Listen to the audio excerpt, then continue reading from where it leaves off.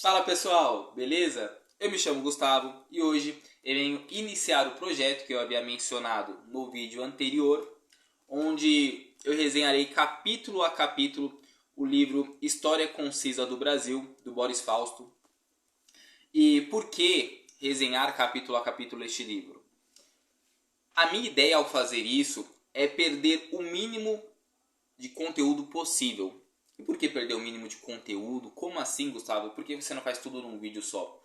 Porque é uma obra de aproximadamente 400 páginas, que é um livro técnico, é um livro didático, é um livro que vai trazer muitas informações. E naturalmente, eu não conseguiria em um único vídeo abarcar a maior parte das informações contidas nesse livro. Na realidade, mesmo nesse projeto de resenhar capítulo a capítulo, muitas coisas, muitas informações ainda serão perdidas. Mas eu acredito que pelo menos eu consigo ter uma eficiência maior em entregar mais informações dessa forma. Portanto, eu acabei optando por fazer isso para de fato conseguir trazer mais conteúdos, mais informação.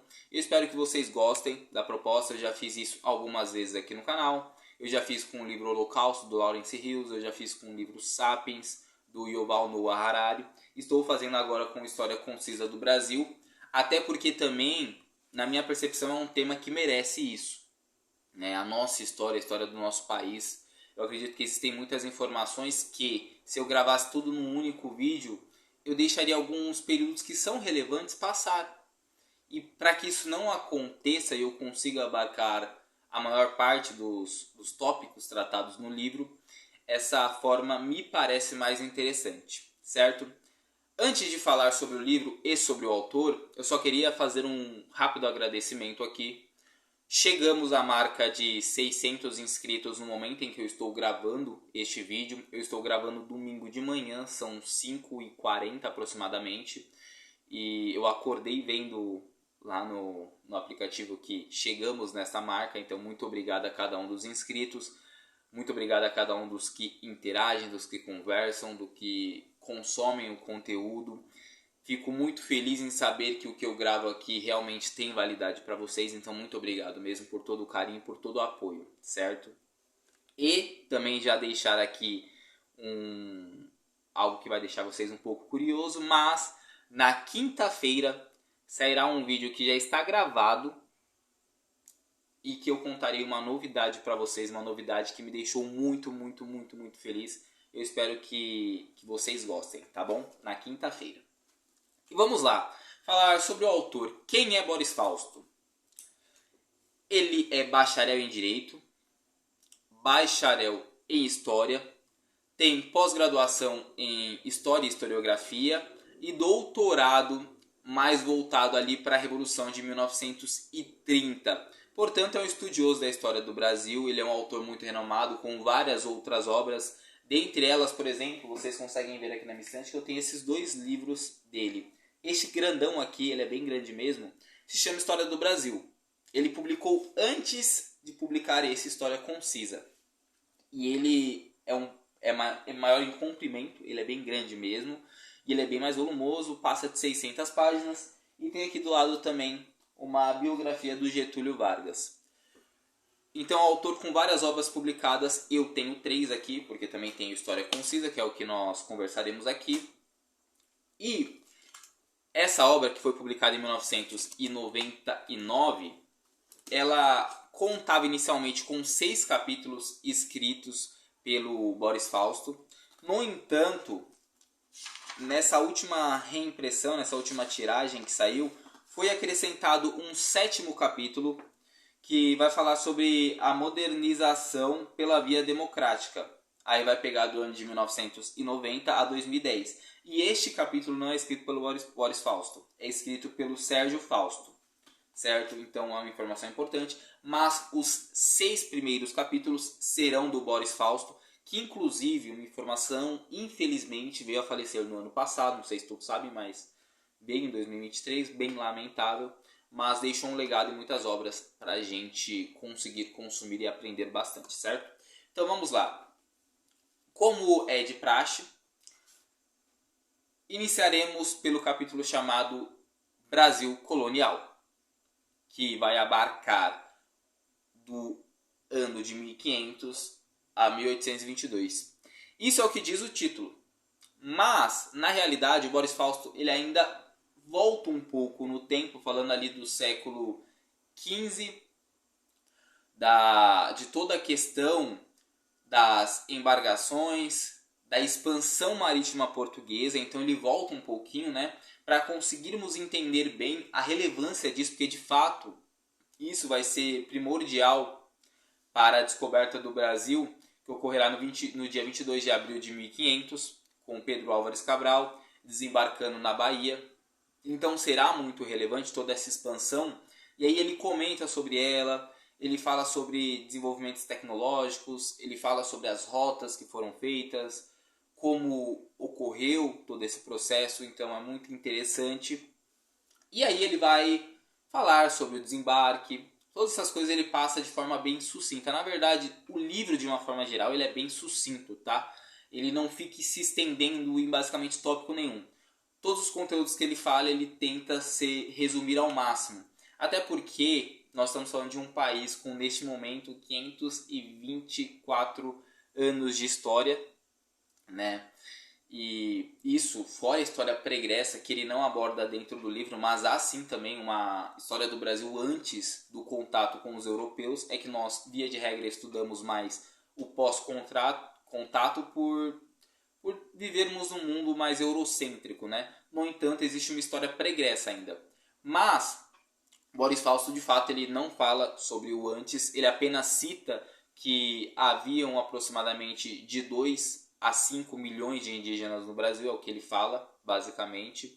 Ele fala um pouco sobre os grupos de indígenas que existiam, ele divide em 2 principais grupos, e enfim, mas são essas informações que ele passa, ele não se aprofunda nisso, certo? Eu tenho um vídeo que se chama 1499 o Brasil antes do Cabral, que aí o autor, que aí é um jornalista, não é um historiador, mas ele consegue abordar isso. Foi um dos primeiros vídeos que eu gravei, se eu não estou enganado. Talvez seja até o primeiro, talvez. Enfim, mas se vocês tiverem curiosidade por este tema, é uma alternativa bem interessante. Mas, focando em história do Brasil, que o Boris Fausto se propõe a tratar, ou seja, a partir de 1500, a partir do contato com os europeus, nós vamos ter ele falando sobre o quanto que para Portugal inicialmente a colonização do Brasil ela era relevante, mas nem tanto. Então eles de início foram um pouco negligentes porque eles não encontraram nada extremamente valioso. Eles já haviam tido contatos com outros países na época, justamente pela expansão marítima, que atraíram mais os olhares. Então eles não focaram tanto no Brasil. Mas aí os franceses eles não estavam muito afim de respeitar toda essa questão de tratar de Tordesilhas, de divisão entre Portugal e Espanha. Então eles começaram a fazer uma certa pressão e dizer que as colônias elas deveriam ser dominadas não pelos acordos, mas sim pelo uso e pelo fato de possuir as terras. Então eles começaram a fazer uma pressão e deste modo Portugal acabou achando que a forma mais eficiente seria o estabelecimento das capitanias hereditárias dentro do Brasil. Então aconteceu isso, o Brasil foi loteado, várias regiões que ficaram conhecidas como capitanias hereditárias, e isso estabeleceu 2 principais pontos que serão muito presentes dentro da história do Brasil colônia. Isso no aspecto econômico. Quando nós pensamos em Brasil colônia, nós devemos pensar em 2 coisas. Primeiro, as grandes propriedades, porque de fato o Brasil ele foi muito focado nos latifúndios, nas grandes propriedades. Isso se iniciou com as capitanias hereditárias e isso tem uma explicação lógica. E qual era a explicação? É que se loteassem o Brasil para pequenas terras, para as pessoas, a tendência é que essas pessoas elas simplesmente produzissem para a sua subsistência. Então você produzindo em lugares muito grandes, você produz excedentes. Então você produz para exportação. E a ideia era essa, porque queriam exportar, queriam extrair o máximo possível do Brasil. Então esse era o principal motivo dos latifúndios, Mas, para ir além disso, uma outra característica muito presente foi também o trabalho compulsório, que o Boris Fausto vai destacar, né? Que é o que nós conhecemos como escravidão, que inicialmente foi tentada com os indígenas, como nós já sabemos e aprendemos nas escolas, não deu certo, não funcionou muito bem, e acabaram então recorrendo à escravidão dos africanos, que começaram a ser trazidos para o Brasil, principalmente com o começo da produção açucareira. Mas vamos lá, falando um pouco sobre essa questão da escravidão, de por que escravizar o negro e tudo mais, eu gosto de, na maior parte dos vídeos que eu produzo falando sobre livros, eu gosto de ler algum trecho para vocês conseguirem entender mais ou menos como é a escrita do autor, e às vezes porque também são textos que me saltam o olhar e eu acho muito relevante. Então quero compartilhar com vocês um trecho do livro que se encontra na página 26, que vai falar um pouco sobre a justificativa para a escravização dos negros, certo? Por outro lado, nem a igreja nem a coroa se opuseram à escravização do negro.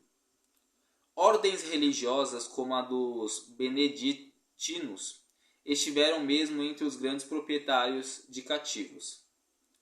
Vários argumentos foram utilizados para justificar a escravidão africana.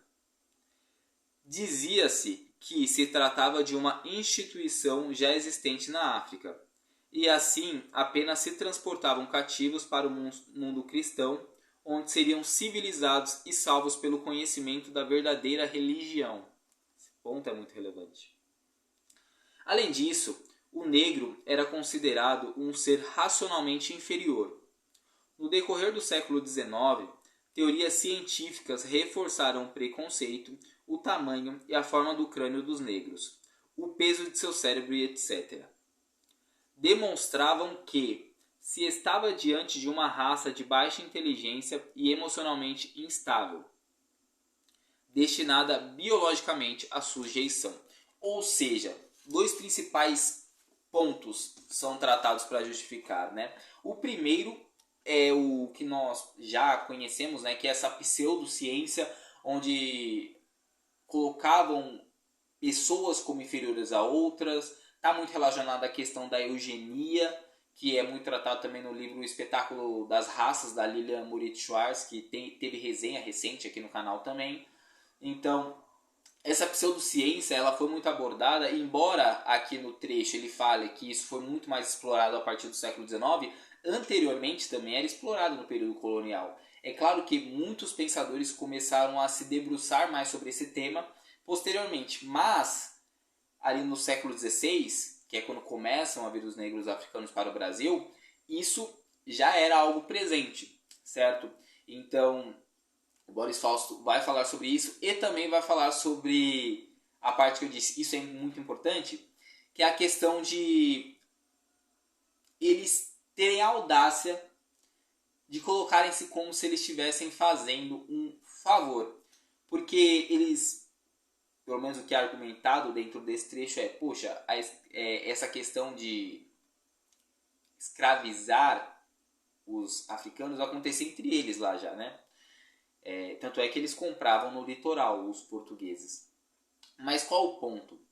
O que é tratado é, ao comprarmos esses africanos e trazermos eles para trabalhar de forma compulsória na América, ou na ilha de Veracruz, na terra de Veracruz, no Brasil, como vocês preferirem, nesse momento já era Brasil já, ao fazermos isso,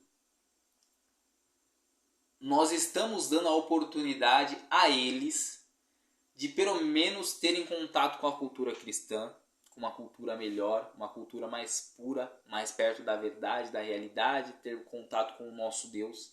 Então vocês veem como é pesado isso.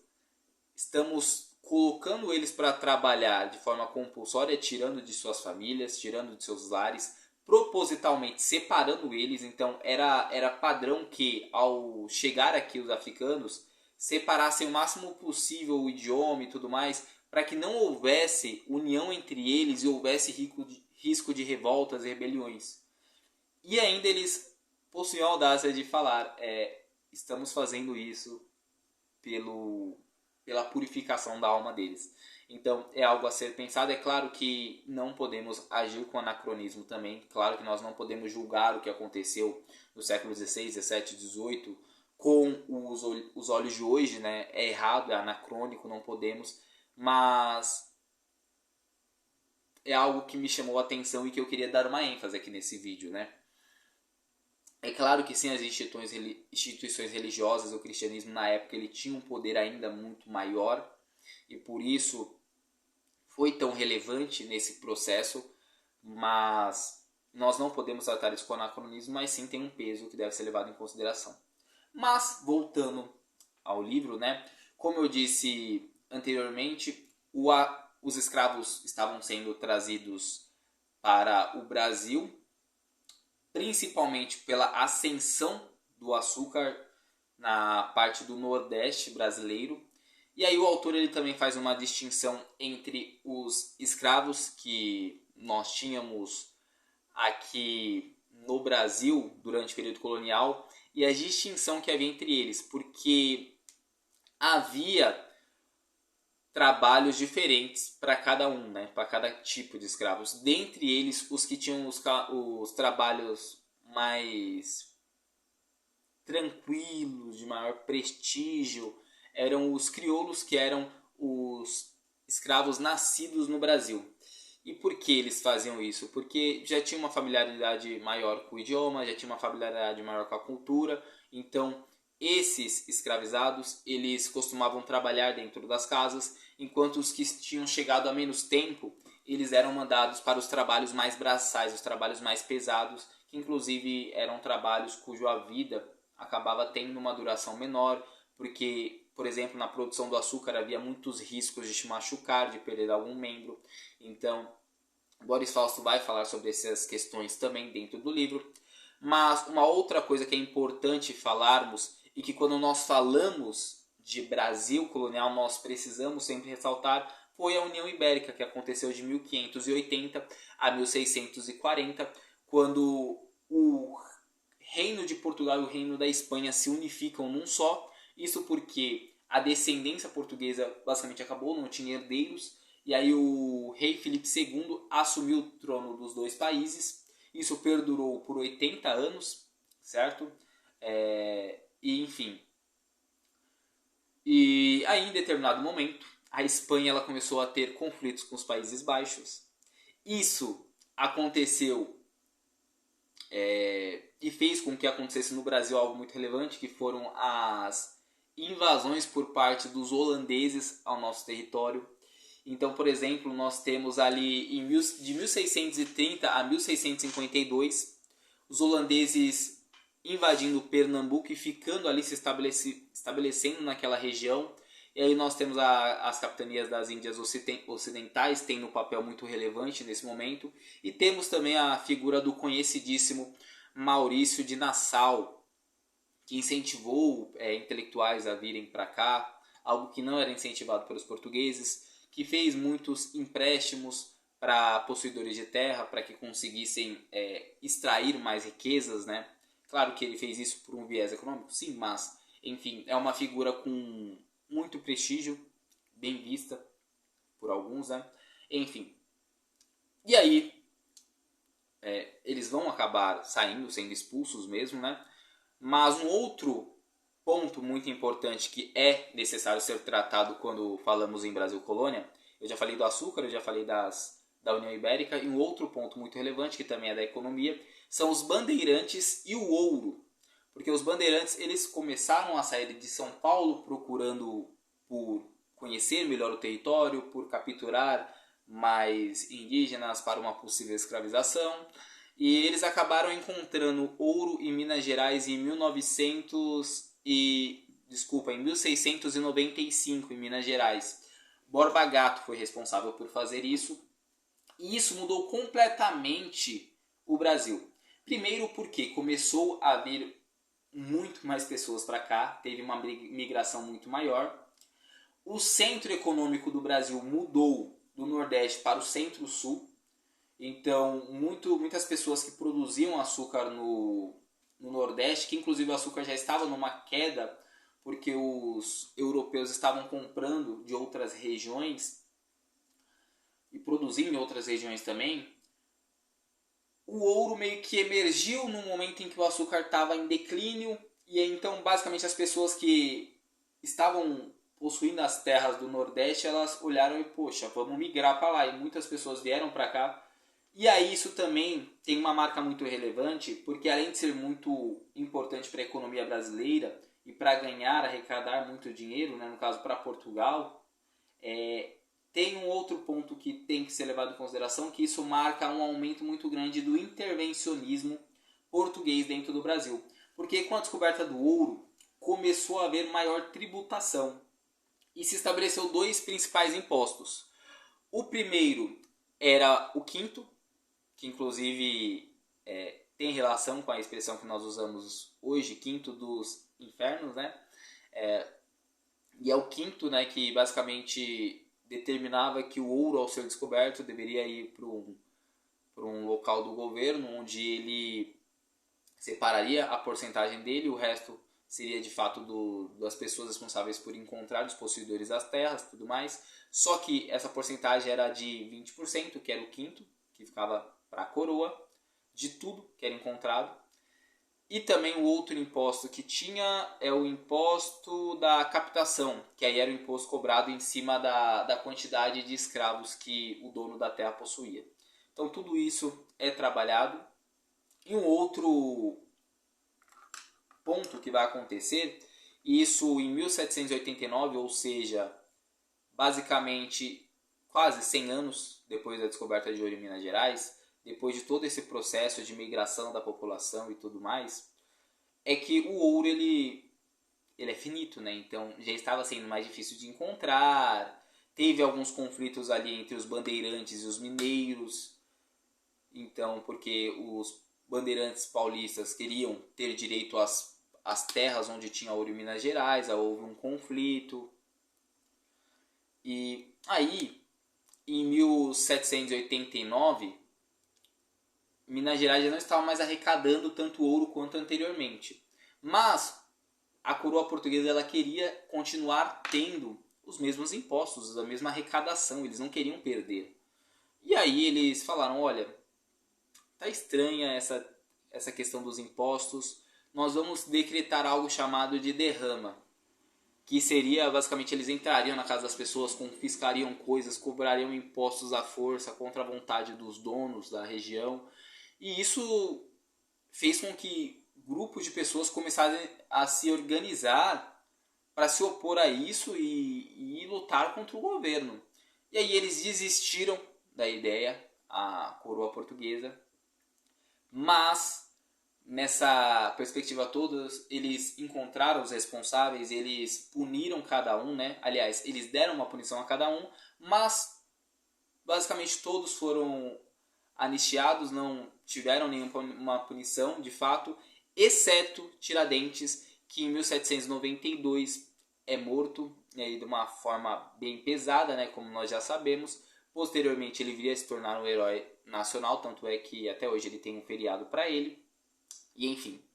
E aí após a Inconfidência Mineira, nós vamos indo um pouco mais adiante no tempo e nós chegamos na chegada da família portuguesa ao Brasil com Dom João VI, fugindo de Napoleão, naquele bloqueio que o Napoleão estabelece na Europa, né? Então ele basicamente fala, olha, nenhum produto inglês vai poder entrar aqui.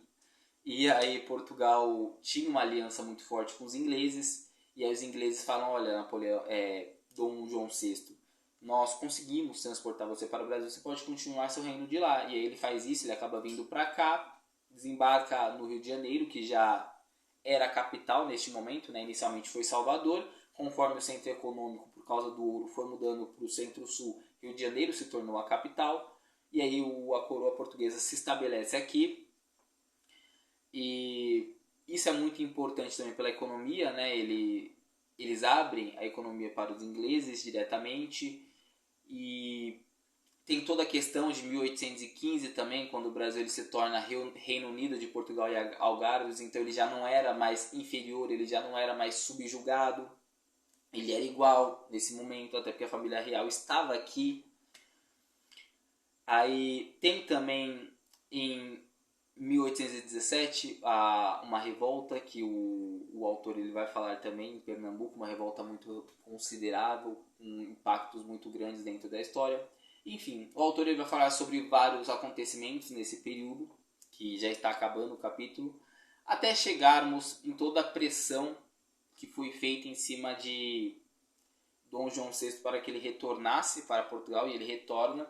E aí começa a haver uma pressão muito forte também em cima de Dom Pedro I para que ele também retornasse.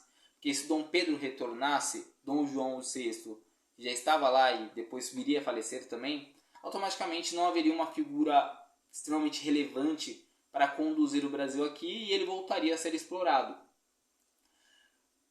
Mas no dia 9 de janeiro de 1822 ocorre o dia do Fico, ele fala eu não vou. E no dia 7 de setembro de 1822 ocorre a independência do Brasil. E aí nós já iremos para o próximo capítulo, que será tratado em um outro vídeo, não nesse. Mas esse foi o vídeo de hoje, espero que vocês tenham gostado do conteúdo. Se vocês gostaram, deixem um feedback, deixem um comentário do que vocês acharam e tudo mais. Eu espero que vocês gostem e acompanhem essa série de vídeos que sairão falando sobre essa obra, tá? E para finalizar o vídeo de hoje, só lembrando, quinta-feira, uma novidade muito bacana para vocês aqui no canal. Aguardem, vocês verão os tambores. Tô péssimo de coordenação motora. É isso, pessoal. Muito obrigado por tudo. Um forte abraço e até a próxima.